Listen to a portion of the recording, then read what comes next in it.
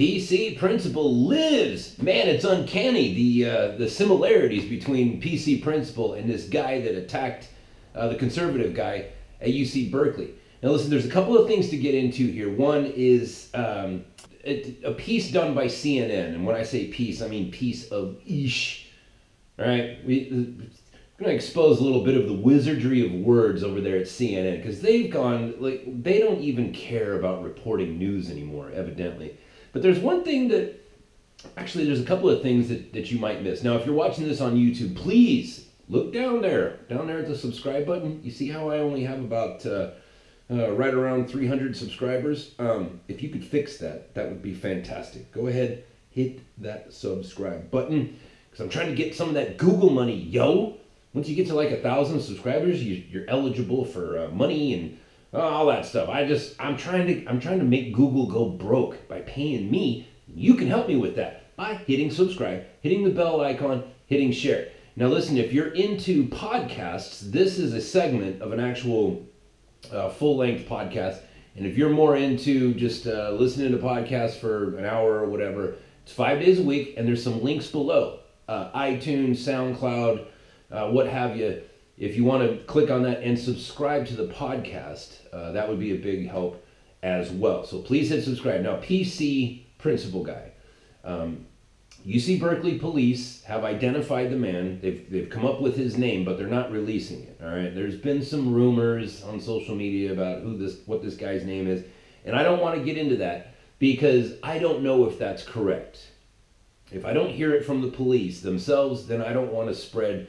You know, if I drop some bad name, you know, a name of an innocent person, there's people out there who would actually go after that guy, and I don't want to see that, right? So until it's all made very clear, I don't want to get into that. But let's take just a quick look, or for those of you listening on the podcast, I do recommend you go over to the YouTube channel Arch Advocate, and I want you to see this for yourself. All right, so CNN, one of the writers over at CNN wrote this piece, and the writer's name is Dakin Andoni. Dakin, D-A-K-I-N, and Sarah Moon at CNN. Now, Dakin is one of the editors, all right? Now, he wrote this piece, and he calls it Conservative Activist Allegedly Attacked on UC Berkeley Campus. This is CNN.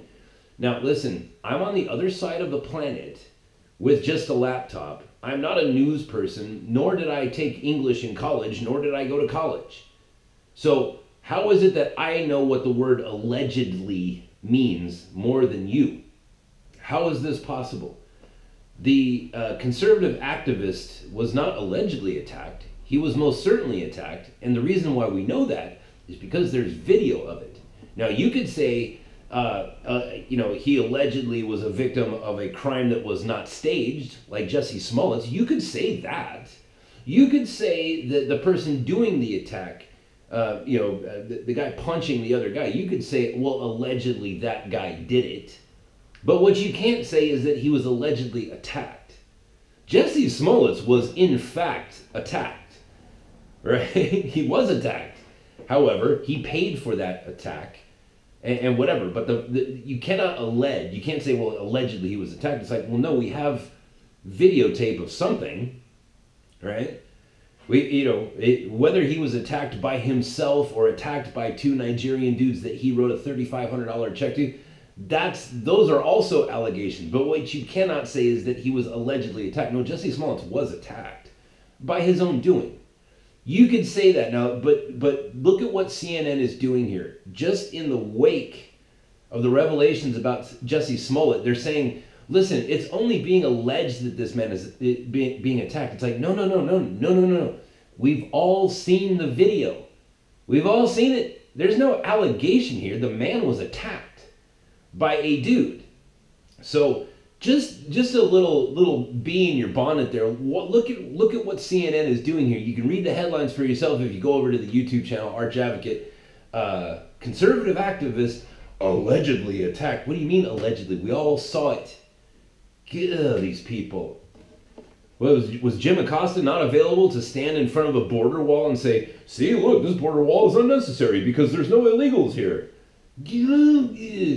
Anyways, another thing I wanted to point out about this is, like, if you want to see what murder looks like in somebody's eyes, take a look at this picture and, look into this guy's eyes. You see that? That's the look that is being produced by the, 70 years of practicing divorce in America, practicing fatherlessness.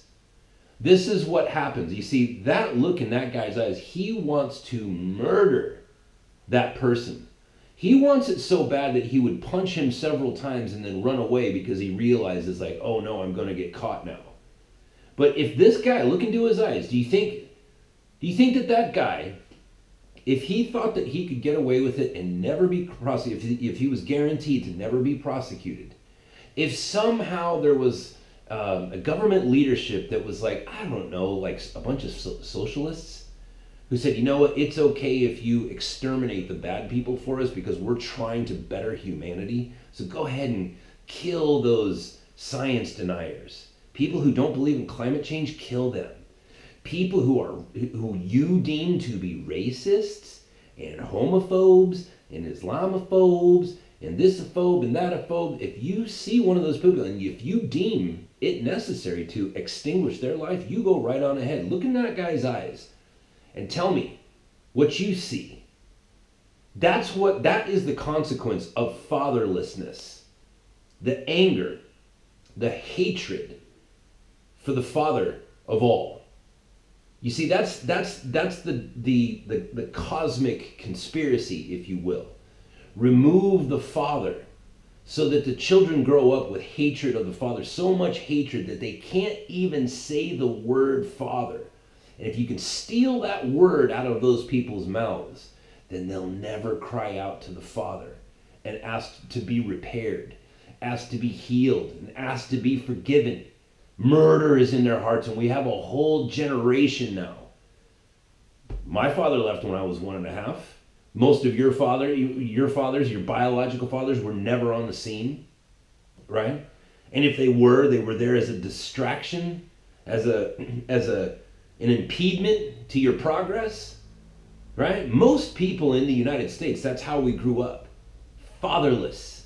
And now we have a whole generation of people who cannot even say that word, and they've got anger in their heart and murder in their eyes. Look at this guy. Now, moving on, there's another thing too. Now, this is if you've not been convinced yet that I am a full-blown crazy person, perhaps this will help you. Now, there is something prophetic about art, right? There's something. All of the prophets, they were all writers, right? There's something prophetic about writing. There's something spiritual. There's a spiritual connection when you play music or write work or carve carvings or practice building things. If you're a carpenter, if a welder, if you're a plumber, you know what I mean? There's artistic expression which we can find a voice in which to use to speak to our God, right? There's something very spiritual that's soaked in the kingdom of heaven when it comes to creativity. How does that tie into PC principle? Well, I'll tell you.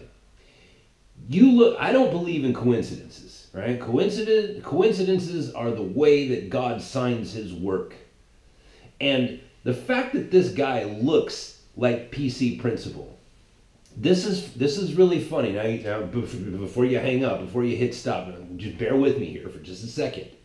All right, take a look at that guy's face, and you might be saying, "Now, Peter, you saying that God made this asshole attack this innocent man on the UC Berkeley campus because he looks like PC Principal from South Park?"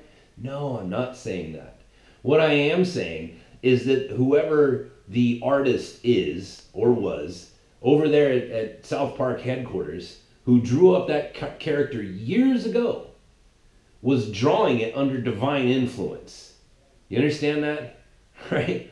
God, who lives in eternity, knew that this dude was going to be coming along, and just for a joke, just as God's little method of expressing his sense of humor, God putting his little salt and pepper on the dish for you, he inspired the person over at South Park to draw a PC principle in a certain way.